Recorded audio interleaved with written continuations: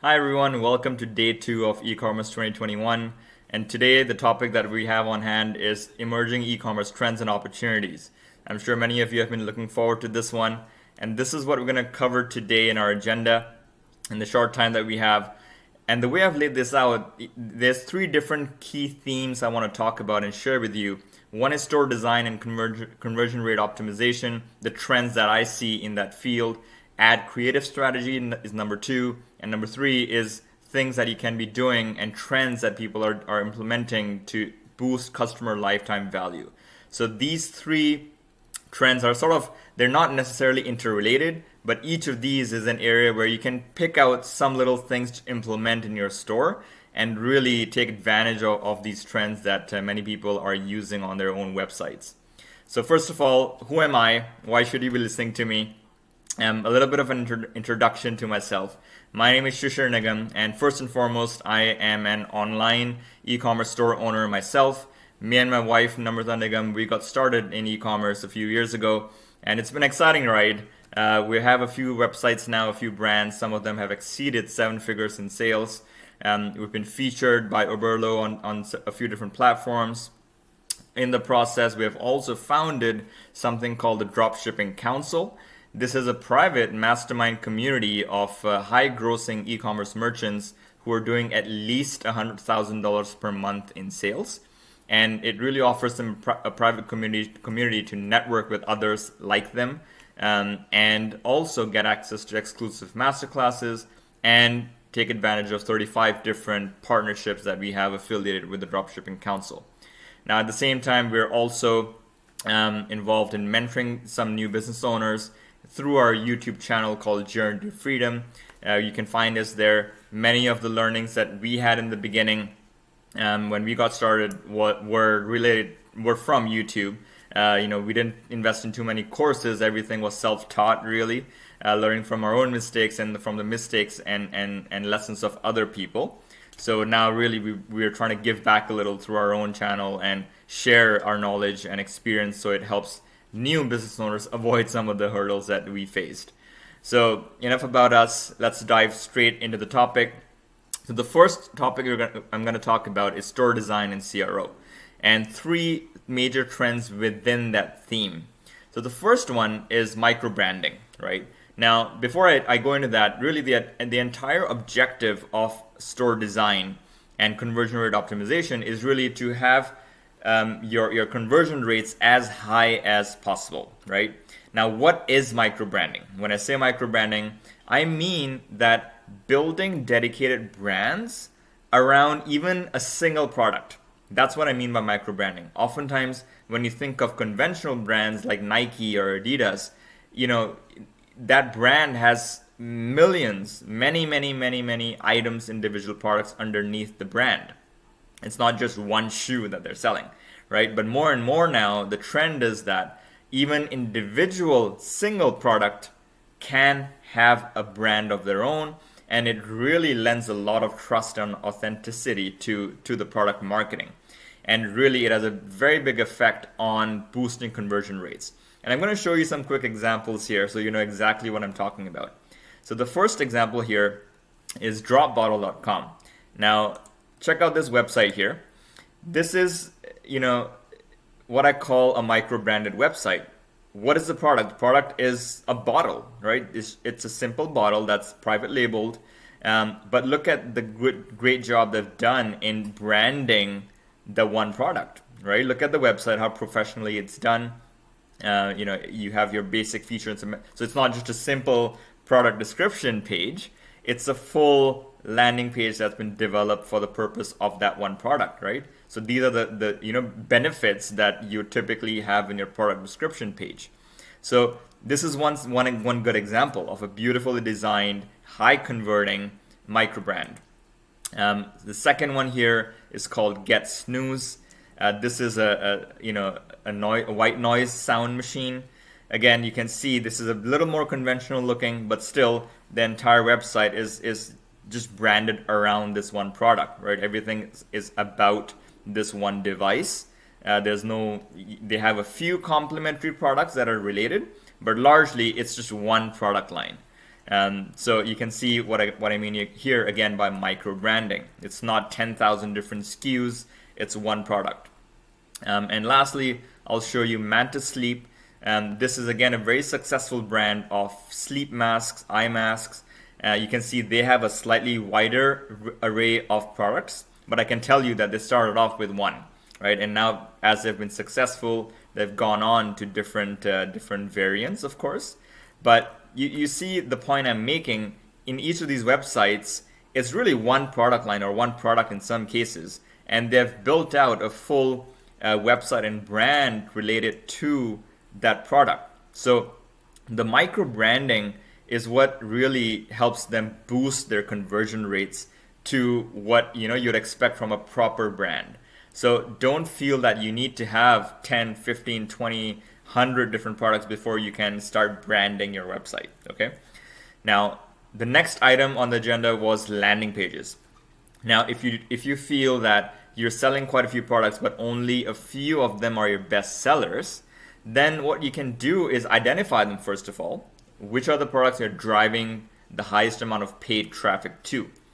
And then instead of maybe redesigning your entire store, develop landing pages for that product specifically, and the rest of your site can stay the same, right? The reason I say that is because 95% of the paid traffic you drive to a store is not going to go anywhere other than the product landing page that you send them to.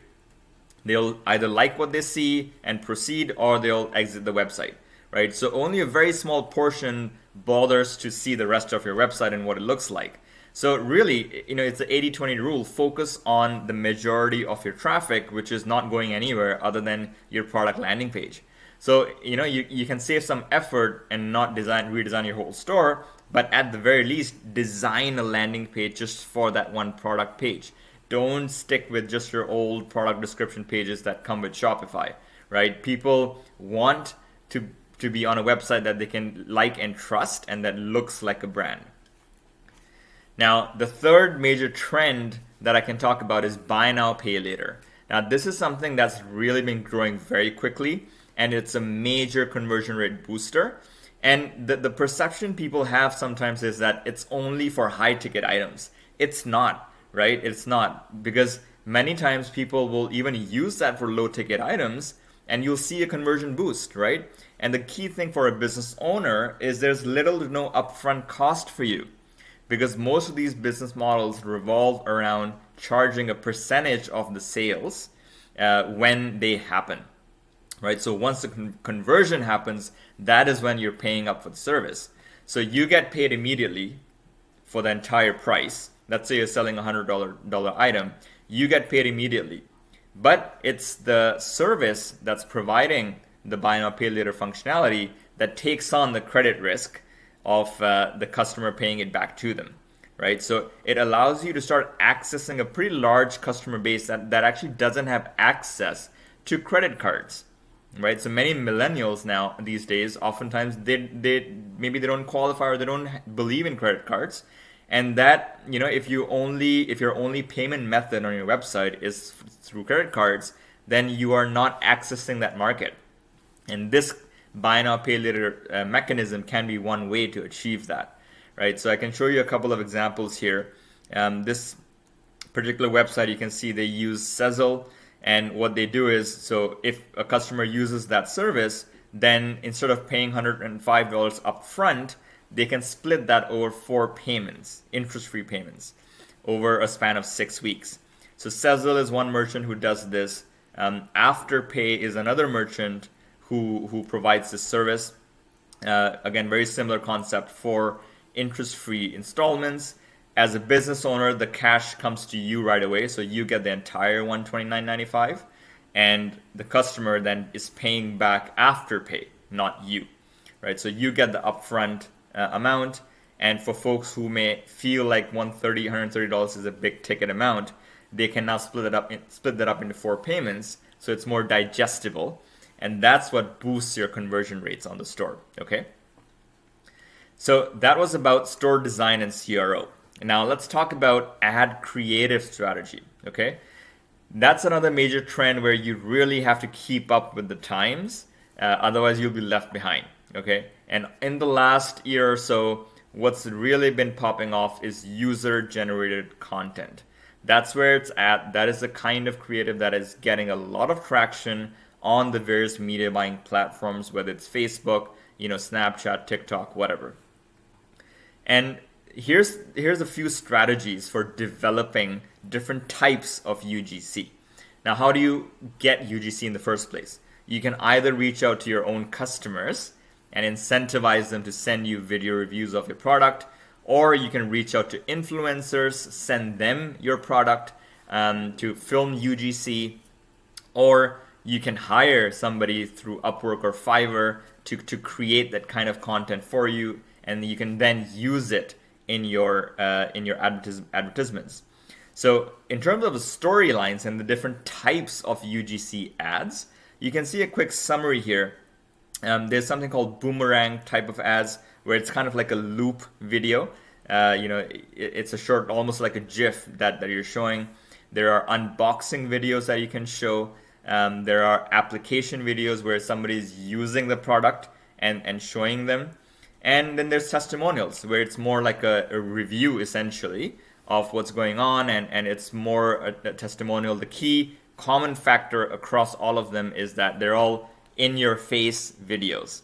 So the person who is filming the video is very much the center of the video. It's not so much the product. That's what really classifies it as user-generated content. So oftentimes it's a mix of these 4 different types, of course, not just one type, but hopefully this gives you some ideas on how to implement it in your own businesses. Now, there's one very good example that I'd like to show of a brand called Happy Skin, and this is a hair removal device. And I'll switch over and show you what this ad looks like so you can understand what I'm talking about and how you can try to frame some of your own ad creatives. So here we go.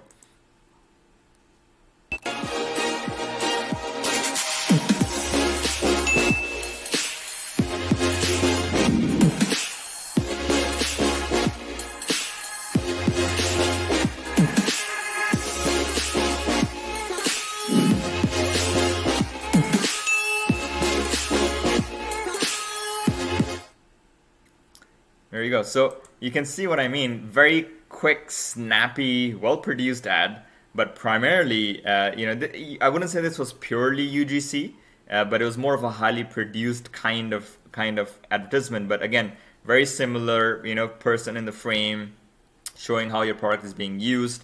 So you can achieve the same effect through a combination of different types of content that I showed on the previous slide. So hopefully that was helpful.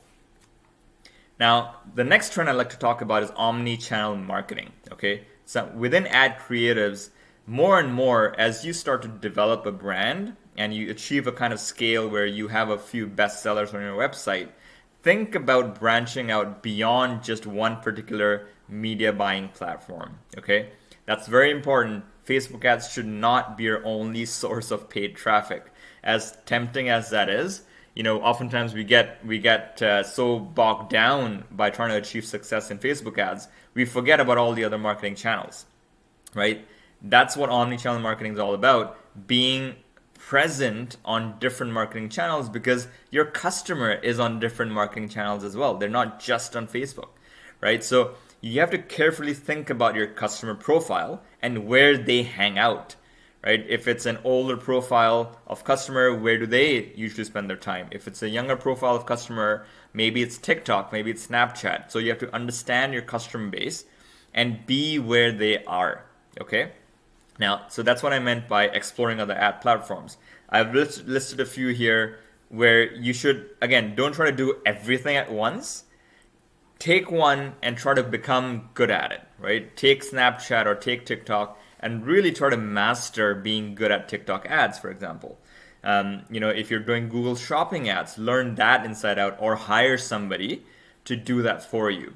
So really try to pursue that omni-channel presence, as I can call it, for your brand, because that's what will really, like for many customers, it's not the first impression that will get you the sale. It's maybe the second, third, fourth, fifth impression that will get you the eventual sale, right? So you have to think of it that way and really make sure you're utilizing all the different channels that are possible to get the word across to your customers. Now, the third agenda item here is customer lifetime value. Now, this is really not so much a trend, but the underlying elements I'll talk about help you to achieve that goal, okay? The first one I'm going to talk about is funnels and achieving your average order value. Now, this is where your customer lifetime value and the average order value is often the biggest determinant between success and failure in e-commerce, okay? They're really the only tools that you have to survive in an era of high CPMs. Advertising costs will continue to rise on Facebook and other media platforms. You cannot do anything about it. The only thing you can do is you can control how much a customer spends on your store, right? Because the sunk cost of marketing is there, whether you like it or not. But how much the customer spends then determines your profitability ultimately for each customer. Now, I'm showing you an example here of my own stores of what some of our funnels have been able to achieve. So you really have to think about everything, upsell, downsell, cross sells that you can do post-purchase and pre-purchase. And you can see here with one of our offers here, this was a post-purchase upsell. We were able to get an incremental $58,000 in revenue, and we had about a 20% conversion rate. Similarly, our second upsell gave us nearly an additional $18,000 in revenue. So these are not small chunks of change, right? These are all material. They will materially impact your profitability because every incremental sale that you make through an upsell is zero overheads. There's no additional marketing that you're taking on or spending to get that sale. So a question for you: when is the best time to sell to a customer? The answer is just after they've bought something from you, right? That's when the customer's trust for your brand is the highest because they've just given you their credit card, their shipping information, their address, all of that stuff. They've trusted you enough to do that. And that is when they're most likely to buy something again from you. So never miss the opportunity to upsell something that could be on your thank you page, that could be through a post-purchase funnel, or it could be through email marketing flows, text marketing, messenger marketing, right? So each of those is what we call owned channels because you essentially have a list of customers that you're owning in email marketing, as in text marketing and so on, and you can remarket to them whenever you want without any major overhead cost, right? You can see in our own business, we have achieved nearly $100,000 in incremental revenue just from our upsell funnels. And as a result, the average order value has been on the rise, as you can see here, right? So really major determinant of profitability for your business. Now, the second aspect I'll highlight for lifetime value is to treat your customer service aspect as a profit center. This is something quite important because oftentimes in the beginning, we often treat customer service as something you just have to get out of the way and get done to answer customer emails. And that mindset has to change because you almost have to think of your customer service as a differentiating advantage because there's literally no barriers to entries now when it comes to e-commerce, where you can set up a Shopify store for next to nothing. So anybody can enter the space and start selling products. So how do you set yourself apart? It's by doing the harder things, which are things like providing phenomenal customer service, right? So, make sure you have less than 24-hour response times, be empathetic to your customers. And importantly, if you want to look at it like a profit center, treat each interaction like a upsell opportunity, right? There's a few, platforms that are providing customer service specifically for e-commerce businesses like Gorgeous and Zendesk. So if you have sufficient scale, you can start using those platforms to create a bit of a system around your customer service. But ultimately, your end goal should be to really wow your customers with your customer service. And that's what we have done in our own businesses to really set ourselves apart. We were able to achieve a Facebook feedback score of 4.9, and that was actually with a shipping time frame of 2 to 4 weeks, not like domestic shipping. Right? And that was all down to our customer service and being there whenever customers asked us questions about tracking and things like that. Okay. Now, here's one very simple example of how you can make customer service a profit center for yourself. Okay. An example here is from Gap. So Gap gives out these cash cards which have a monetary value listed on them, right? And this is a bit of a psychological trick almost, right? Because we often give discounts to customers and say, hey, get 20% off. But this is a cash card, and it feels like it's a voucher, it's money that you're being given, which you will lose if you don't use. So there's a bit of FOMO going on. So really, whenever you have a customer interaction where a customer is upset, take the opportunity to give them a cash card, right? So instead of saying, save 10% on your next purchase, tell them, hey, here's a cash card of $20, which expires at this time if you don't use it, right? So you're giving them something to spend, not just something to save. So it's just a little, mindset switch, and it really helps to bump up that lifetime value for your customer that we've been talking about. And finally, the last point I'll touch on is subscriptions. That's another huge trend that you really have to start thinking about seriously for your brand and business. Think beyond the first sale. Think much more longer term. And whatever product or service you have, think about how you can make that into a subscription, right? That could be through info products that help and complement the product that you're selling. It could be through other complementary products that are consumable items, right? That people need repeatedly. They use it, they finish it, they need more. So you can create a subscription service around that. And a customer who's on a subscription is multiple times more profitable than a customer who just buys from you one time, right? So think about those refillable aspects of your product or informational products that you can sell on a subscription. And it's a win-win situation because those info products may help your customer use their initial purchase even better, right? So not only do you get more money from subscriptions, your customer is more satisfied with his initial purchase because they know how to use it better, right? So it's a very good win-win situation if you look at it that way. And as I mentioned, your profitability will be many, many times higher if you're looking at subscriptions for your customers. So there's services like Recharge that will help you accomplish that. And this is one very good book that I would suggest to all of you if you're seriously contemplating a subscription model, Subscribed by Tien Tzuo. This was a very good book that talked all about the subscription model, how it's evolved, and how you can, evolve your business to rely more on subscriptions. So that's a very good read that I would recommend if you're looking into this seriously.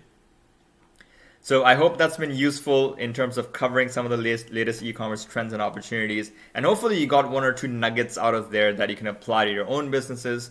If you'd like to get in touch with us, you can reach us on our YouTube channel, Journey to Freedom. We're on there regularly. You can comment us. You can message us via email as well. And on the Dropshipping Council, if you are a merchant and you're grossing more than $100,000 per month in sales, then you may qualify to join the Dropshipping Council. So check out the website and see if you qualify. So again, thanks for the opportunity, and I hope you guys found some value in the content here.